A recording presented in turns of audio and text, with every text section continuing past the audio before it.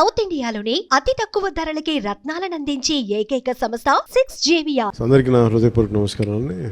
Thank you. Let's go ahead. ప్రత్యేకించి ఇది నిన్న పోస్ట్ జనసేన పార్టీ నడుపుతున్నప్పుడు స్టార్ట్ చేసిన సినిమాలు ఇవన్నీ. వాటి నేపథ్యంలో ఎలక్షన్స్ అయిన తర్వాత పదవి బాధ్యతలు తీసుకున్న తర్వాత గవర్నమెంట్లో భాగస్వామ్యం తీసుకున్న తర్వాత చాలా కొంచెం ప్రత్యేక పరిస్థితుల్లో సినిమా చేయడం జరిగింది. సో ఈ సమావేశానికి వచ్చేసిన మీ అందరికీ పేరు పేరున నా హృదయపూర్వక ధన్యవాదాలు. సో మీరు అడగదలుచుకుంది ఏంటంటే ప్రింట్ మీడియా నుంచి కాబట్టి మీరు మాట్లాడండి సార్, ప్లీజ్ ఆస్క్. మీరు మాట్లాడతారా? సనాతన ధర్మానికి సినిమాకి సంబంధం ఉంది కదా సార్, మీరు ఎప్పటి నుంచో ఈ మధ్య సనాతన ధర్మాన్ని అంటే ఇదేంటంటే మెయిన్గా ఇందాక అందరికీ ఇంటర్వ్యూస్లో అదే చెప్తున్నాను, ఇది ఆంధ్రప్రదేశ్కి చాలా కీలకమైనది అది ఈ పర్టికులర్ సినిమా. ఎందుకంటే కోహినూర్ డైమండ్ ప్రపంచవ్యాప్తంగా ప్రసిద్ధి, దాని చుట్టూ దాని రక్త చరిత్ర కూడా తెలుస్తుంది. అలాంటి కోహినూర్ డైమండ్ మన విజయవాడ కృష్ణానది తీరం దగ్గర మనకున్న కొల్లూరు ఒకప్పుడు వజ్రాల గనులు ఉండే అక్కడ దొరికిన వజ్రం. అలాగే మన మచిలీపట్నం విపరీతమైన అంతర్జాతీయ స్థాయిలో ఎక్స్పోర్ట్ ఇంపోర్ట్కి లావాదేవీలకి చాలా నిలయం అది. సో అలాంటి చోట జరిగే కదా ఇక్కడ జరిగిన ఈ కోహినూర్ వజ్రం వెళ్ళి ఫైనల్గా కులీ కుతుబ్ షా నుంచి మొఘల్ ఎంపరర్ దాకా వెళ్ళి మొఘల్స్ పాలనలో దట్టు ప్రత్యేకించి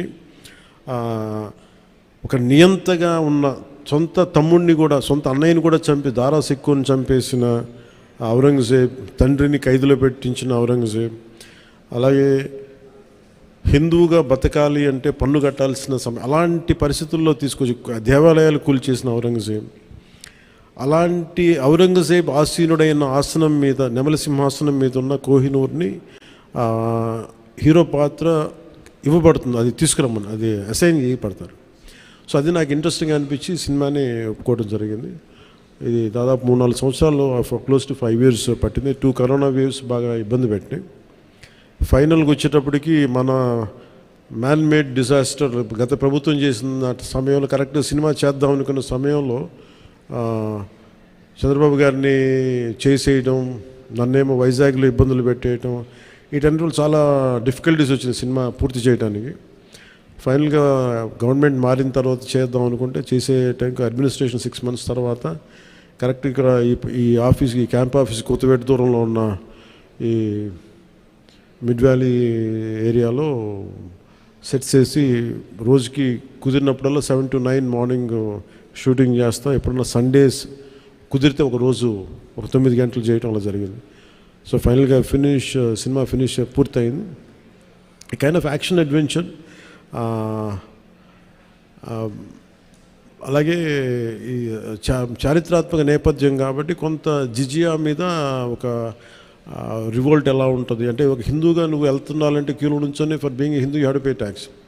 సో అలాంటి ఇంట్రెస్టింగ్ ఎలిమెంట్స్ ఉన్నాయి. And it's more of a wholesome entertainer తప్ప దీంట్లో ఏ విధంగా పొలిటికలైజ్ అనేది ఏముండదు. ఇట్స్ ఫ్యామిలీ ఎంటర్టైనర్ కాదు. ఇది నేను చేయటం వల్ల దీనికి ఇంకేదైనా రంగులు ఆపాదించబడతాయో నాకు తెలియదు కానీ బట్ నేను మటు సినిమా చేసినప్పుడు it is beyond politics. So దాంట్లో ధర్మం అనేది ఒక ఎలిమెంట్.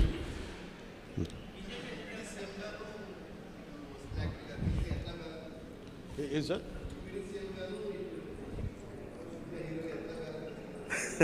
Quiet challenge.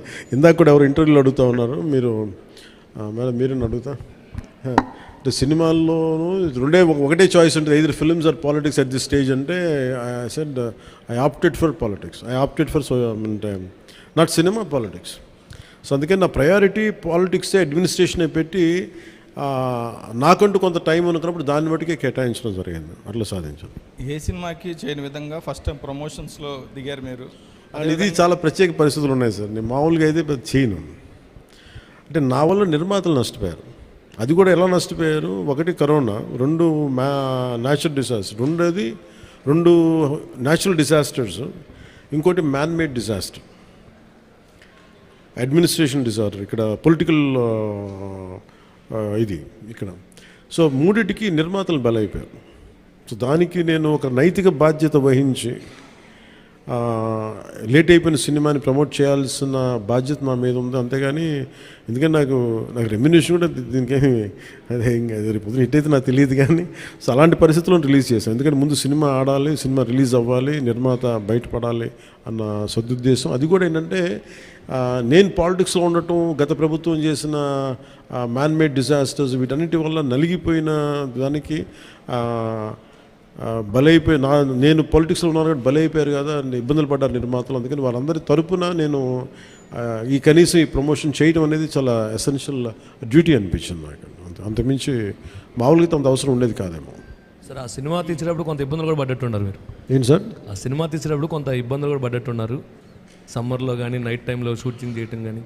అంటే ఎలా అంటే నేను ఇక్కడికి వెళ్ళి వైజాగ్లో అరెస్ట్ అయ్యి మళ్ళీ వచ్చి 4 రోజుల తర్వాత మళ్ళీ ఇలా చేశాను. అంటే అరెస్ట్ అంటే చూశారు కదా ఎలా పెట్టారు. అట్లాంటి పరిస్థితుల్లో మండుటెన్లో కానీ అంటే okay that's part and parcel, there is no complaint about it. నాకేమనిపించిందంటే ఈ ఇబ్బందులు పడటం ఒకటిను, పార్టీని నడుపుతా ఏమాత్రం హోప్లెస్ పొలిటికల్ సిచ్యువేషన్లో ఉండి సినిమాలు చేస్తా 10 రూపాయలకి 15 రూపాయలకి టికెట్లు ఏదైనా రిలీజ్ అయితే ఇబ్బందులు పెడతా, నాకు వీటన్నిటికీ దాటి అధిగమించి ఇక్కడ దాకా రావడం చాలా పెద్ద విజయం అనిపించింది. సో టఫ్ సిచ్యువేషన్స్ ఇక్కడ దాకా వచ్చి I'm grateful for the producers.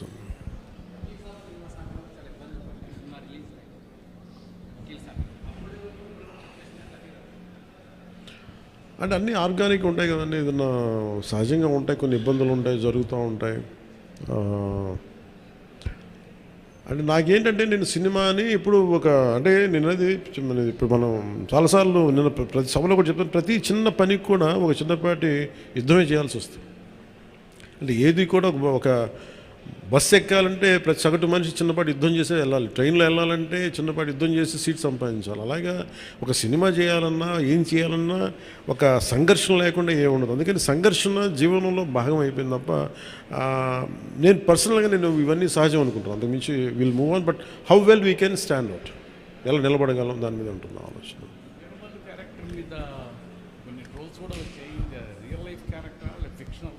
ఇది ఫిక్షన్ క్యారెక్టర్స్, అసలు వాళ్ళు ఎవరో మాట్లాడారు, నా దృష్టికి తీసుకొచ్చారు కానీ అసలు సంబంధం లేదు. అది సర్వాయి పాపన్న గౌడ్ అని చెప్పి అసలు సంబంధం లేదు, దానికి దీనికి అస్సలు సంబంధం.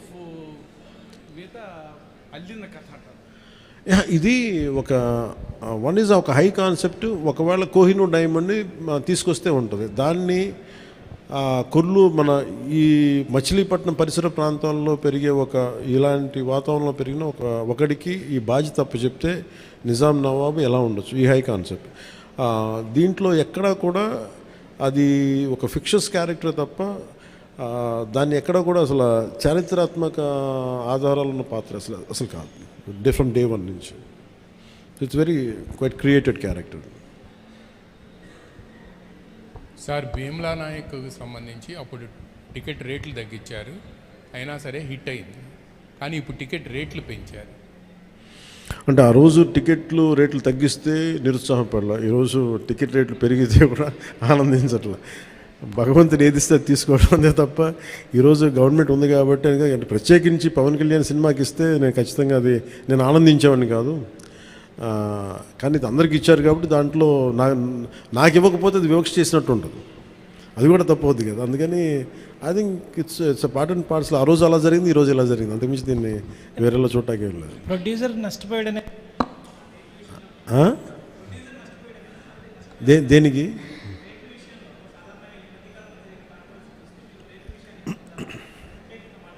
మళ్ళీ వినిపించట్లా? రేట్ల విషయంలో సినిమా టికెట్స్ రేట్ల విషయంలో ఖచ్చితంగా నేను నష్టపోయాను, నిర్మాతలు నష్టపోయారు. ఒక 5 రూపాయలు రావాల్సిన చోట రూపాయి వస్తే దట్స్ ఓకే అనుకున్నాం. భగవంతుడు ఈరోజు మనకి ఇచ్చిన రూపాయితో తృప్తి పడదాం, ఖచ్చితంగా నష్టపోయాం, బట్ దట్స్ ఓకే. ఎందుకంటే వాళ్ళు వచ్చిన సంస్కృతి ఎలాంటిది, ప్రత్యర్థికి కోపం ఉంటే చీని చెట్లు నరిగేయటం, బత్తాయి చెట్లు నరిగేయటం ఆలోచన విధానం. అలాంటి వాళ్ళకి ఆర్థిక మూలాల మీద కొట్టడం సహజం కాబట్టి, అది మనం యుద్ధంలో దిగాం కాబట్టి, మనం పొలిటిక్స్లో ఉన్నాం కాబట్టి part and parcel will take it forward. దాన్ని వెనకడిగే తీసలేదు, దాన్ని part and parcel we have to accept it.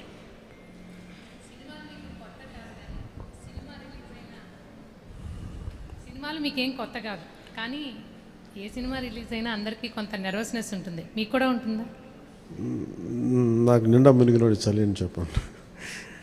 కానీ బాధ్యత ఉంటుంది. అంటే సినిమా బాగుందంటే ఆనందిస్తాను, బాగలేదంటే ఓకే ఏం కరెక్ట్ చేయాలని ఆలోచిస్తాను, అంతే తప్ప. ఎందుకంటే ఎందుకు నాకు నర్వస్నెస్ ఉంటుంది అంటే చేసేటప్పుడు చాలా ఒళ్ళు దగ్గర పెట్టుకుని చేస్తాను. నేను సినిమా బాగలేదని కూడా ముందే చెప్తుంటారు, బాగలేదు ఇబ్బందులు ఉన్నాయి చూసుకోండి. అందువల్ల నాకు ఏంటంటే నాకు గిల్ట్ ఉండదు బేసిక్గా. ఇప్పుడు మెచ్యూరిటీ వచ్చి ఎప్పటి నుంచో మూవీస్ తీస్తున్నారు, ఇప్పుడు మీరు అలా అనుకుంటున్నారా? మొదటి నుంచి కూడా అలాగే ఉండేవాళ్ళు? దీనికి నేను సమాధానం చెప్పాను. మీరు కావాలంటే నా ఇంటర్వ్యూస్ చూసుకోండి, బిఆర్ రాజు గారితో ఉంటాయి. ఆ ఇంటర్వ్యూస్లో నేను ఇప్పుడు ఏం మాట్లాడినా అవే ఉంటాయి. అందుకని అందుకని ఉదాహరణకి తొలి ప్రేమ తీశాను. తొలి ప్రేమ షూటింగ్ చేసినప్పుడు సినిమా అయిపోయి రిలీజ్ అవుతుంటే నేను కూర్చొని అక్కడ ఒక్కనే కూర్చున్నాను. గబ్బర్ సింగ్ కూర్చున్నా కానీ నేను ఒక్కనే కూర్చున్నాను. నా పక్కన పార్టీస్ ఏమి ఉండవు. జస్ట్ ఒకసారి నా జీవితంలో ఒకసారి నన్ను పార్టీకి పిలిచింది భీమ్లా నాయక్. ప్రత్యేకంగా నన్ను పిలిచారు. ఎందుకంటే ఇంత 10-15 రూపాయలు టికెట్ అప్పుడు కూడా ఇంత డబ్బు చేసింది సినిమా అని అనుకొని దాని ఒక్కదాని ఫస్ట్ టైము నా జీవితం అదే మొదటిసారి వెళ్ళటం. మళ్ళీ దీని తర్వాత కూడా వెళ్తాను కూడా నాకు డౌట్. అవును, ఇంతకీ మీ ఎమ్మెల్యేలతో మూవీ చూసే ఆలోచన ఏమైనా ఉందా? మీ ఎమ్మెల్యేలతో మూవీ చూసే ఆలోచన, ప్రపోజల్స్ ఏమైనా? నేను ఎప్పుడు అట్లా ఆలోచించలేదండి. అసలు ఇప్పుడు చెప్తే ఇప్పుడు ఐడియా వచ్చింది, బాగానే ఉందనిపిస్తుంది. ఎందుకంటే అసెంబ్లీలో సగం మంది మీ ఫ్యాన్సే కదా. మేబీ మా ఎమ్మెల్యేస్ అందరికీ, మా కూటమి ఎమ్మెల్యేస్ అందరికీ ఖచ్చితంగా దీన్ని ప్రత్యేకమైన షో అయితే వేస్తే వాళ్ళు కోరుకుంటే ఖచ్చితంగా, అంటే నేను ప్రమోట్ చేసుకునే ఇబ్బంది ఉంటుంది కానీ ఖచ్చితంగా వాళ్ళందరూ అడిగితే మన హరిప్రసాద్ కానీ ఖచ్చితంగా I think will organise an exclusive screening for them. అందరికీ మనసులో ఉంది కానీ బయటకు అడగలేకపోతున్నారు. సో మీ ద్వారా వచ్చింది కూడా ఖచ్చితంగా నేను అడ్రస్ చేస్తాను. Thank you.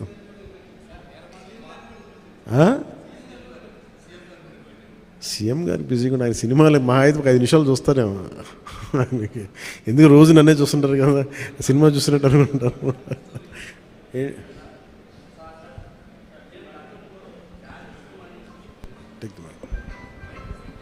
హలో జానీ సినిమాని గతంలో మీరు డైరెక్ట్ చేసి ఆ టైంలో కొంత ఫ్లాప్ అనే ఇబ్బందికరమైనటువంటి వాతావరణాన్ని కలిగించుకున్నారు. ఈ సినిమాలో మీరు లాస్ట్ క్లైమాక్స్ మీరే డైరెక్ట్ చేశారని చెప్పేసి చెప్తున్నారు. దానికి అప్పటికి ఇప్పటికీ ఏంటి ఎలాంటి చేంజ్ మీరు గమనించారంటే? అలాగే అంటే నేను జానీ నిన్న కూడా చెప్పాను. అంటే నాకు ఏమనిపించిందంటే ఒక సినిమా తీసేటప్పుడు చాలా నలుగుతూ ఉండే. నేను చెప్పేది సినిమా అనేది ఒక్కటే కష్టపడేది కాదు, ప్రతి ఒక్కటి ఈవెన్ ఒక చిన్నపాటి ఉపాధి శ్రామికుడు కూడా కష్టపడతారు, యుద్ధం చేయాలి పట్టుకోటి కోసం. సినిమా ఏంటంటే చాలామంది డబ్బులు చాలా గ్లామరస్గా కనిపిస్తుంది ఫిల్మ్ ఇండస్ట్రీ. దానికి నేను ఒక చిరంజీవి గారు లాంటి అన్నయ్య ఉండి, నేను సక్సెస్ఫుల్ అయిన యాక్టర్గా ఉండి, ఖుషి తర్వాత వరుసగా విజయాల తర్వాత కూడా ఒక జానీ అనే సినిమాని నేను డైరెక్ట్ చేసేది ఆడకపోయిన వెంటనే ఒక 5 రోజులు 10 రోజులు నెల రోజుల తర్వాత ఫస్ట్ షో పడింది, ఇది బాగలేదు అనగానే వెంటనే మొత్తం ఫైనాన్షియర్స్ డిస్ట్రిబ్యూటర్స్ అందరూ నా ఇంటి మీదకి వచ్చేసారు. మాకు డబ్బులు రావట్లేదు, ఇప్పుడు ఏం చేస్తామండి. నా క్వశ్చన్ ఏముందంటే, మీకు డబ్బులు ఇచ్చినప్పుడు నాకు ఎప్పుడు ఎక్స్ట్రా ఇవ్వలేదు కదా, ఇప్పుడు డబ్బులు పోయినప్పుడు అది ఉండదు అక్కడ. సో నేను కంప్లైంట్ చేయట్లా. అంటే నాకు ఏమనిపించిందంటే ఫస్ట్ టైము నాకు చాలా ఒక కాలం మాకు చెప్పిన అన్ని బంధాలు ఆర్థిక బంధాలు నాకు అది గుర్తొచ్చింది. నేను ఆ రోజు మొత్తం నా రెమ్యునరేషన్ తీసుకోలేదు, ఇచ్చేసాను. నాకేమనిపించిందంటే ఒంటరితనం అనిపించాను. అంటే ఇప్పుడు ఎలా ఉంది అంటే గత ప్రభుత్వం చేసిన ఒక దుర్మార్గాలన్నీ నేను చేసేసి అందరూ నిందిస్తుంటే నేను ఎంత బాధపడాలో, సినిమా ఫ్లాప్ అయితే నన్ను బాధపడమని అందరూ అలా చెప్తా ఉన్నాను. నా ఉద్దేశం ఏంటంటే సినిమా చేసాం, బాగలేదు, ఆడలేదు అంతే. కానీ దానికి ఏంటి ఏదో ఒక కొంపలంతా మునిగిపోయినట్టు ఇలా మొక్కలు పెట్టుకున్నారండి. అందరూ డీలా అయిపోయి ఓకే నష్టపోతే ఎంత నష్టపోయింది చూద్దామని చెప్పి ఫైనల్ నేను ఏం చేయగలిగింది, బాబు నాకు ఇచ్చిన రెమ్యునరేషన్ ఇది, నాకు రూపాయి అవుతూ తీసుకోండి అని చెప్పి నేను ఇంకో 15 లక్షల అప్పు నేను తీసుకున్నాను. దాని తర్వాత ఇంకో వాళ్ళ దగ్గర ఆ అనుభవం నన్ను చాలా బలమైన వ్యక్తం చేసింది. ఆ ఒక్క జానీ ఫెయిల్యూర్ నాకు ఎంత హెల్ప్ చేసిందంటే పాలిటిక్స్లో హెల్ప్ చేసింది. నేను 2019లో ఓడిపోతే మళ్ళీ నాకు అదే గుర్తొచ్చింది. నేను ఎలా సర్వైవ్ అయ్యానప్పుడు failure is a part and parcel of growth. అది నాకు బాగా బలం ఇచ్చి నిన్న ఒక నిర్మాత ఆ రోజు అన్ని ఇబ్బందులు లేవు, కానీ రత్నం గారు లాంటి వ్యక్తి ఒక చిన్నపాటి మేకప్ అసిస్టెంట్గా ప్రారంభించిన వ్యక్తి, అంచెలంచెలుగా శంకర్ లాంటి వాళ్ళతో సినిమా తీసి పాన్ ఇండియా సినిమాలు తీసిన వ్యక్తి ఈ రోజున సినిమా రిలీజులకి ఇబ్బంది పడతా ఉంటే నాకు అనిపించింది చాలా బాధేస్తుంది. ఇది నాకు అందుకని నేను దగ్గరుండి ఈ సినిమాని ప్రేక్షకుల దగ్గరికి తీసుకెళ్ళాలనేది నిర్ణయించుకున్నాను.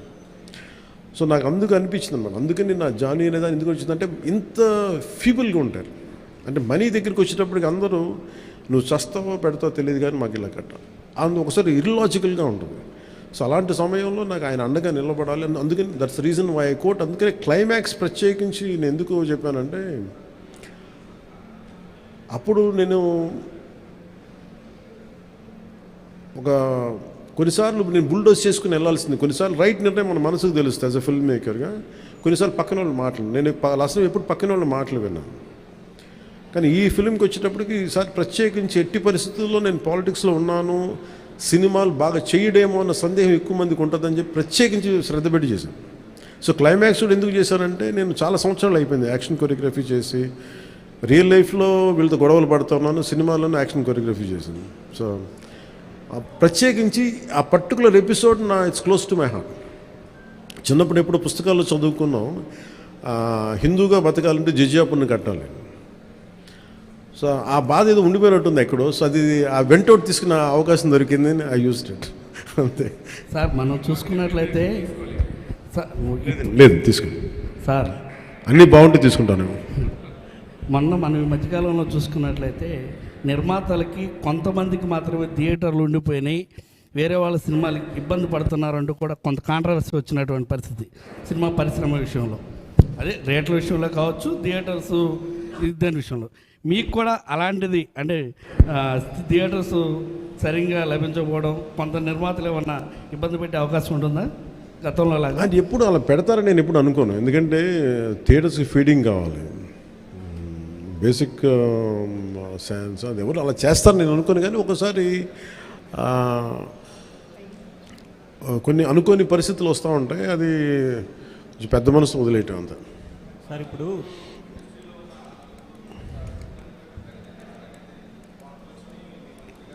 నేను ఎప్పుడు అనలేదు ఆ మాట. నేను అన్నారా, రాశారా? ఓకే, వెల్కుంటాం. So thank you sir. Ma'am, this movie is going to be?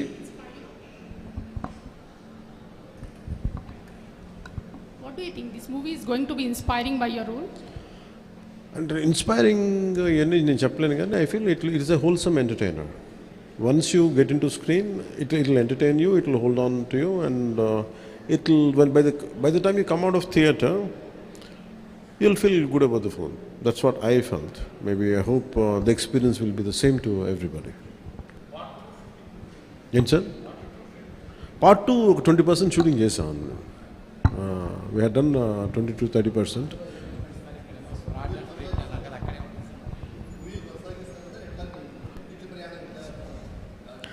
వచ్చే డబ్బుల్ని బట్టి, నాకు దొరికే టైంని బట్టి, కుదిరితే భగవంతుడి ఆశీస్సులు అన్నీ కుదిరి. సార్ ఏంటి సార్? చిత్ర పరిశ్రమ ఎక్కడున్నా అది ఉన్నది. ఆల్రెడీ ఏపీకి రావాల్సిన కొత్తగా అవసరం లేదు, కానీ ఏపీలో డెవలప్ చేయాల్సిన ఇన్ఫ్రాస్ట్రక్చర్ డెవలప్ చేయాలి. హైదరాబాద్లో ఎలాంటి ఇన్ఫ్రాస్ట్రక్చర్ ఉందో ఆంధ్రప్రదేశ్లో కూడా అలాంటి ఇన్ఫ్రాస్ట్రక్చర్ కొంత హైదరాబాద్లో ఉండొచ్చు, కొంత కొంత మంగళగిరి లేదా మనకున్న ప్రాంతాల్లో కావచ్చు. ఇట్ డిపెండ్స్ పరిస్థితులు ఎక్కడ బాగుంటాయండి, దానికి తగ్గట్టుగా ఇన్ఫ్రాస్ట్రక్చర్ అయితే డెవలప్ చేయాలి. So thank you all of you.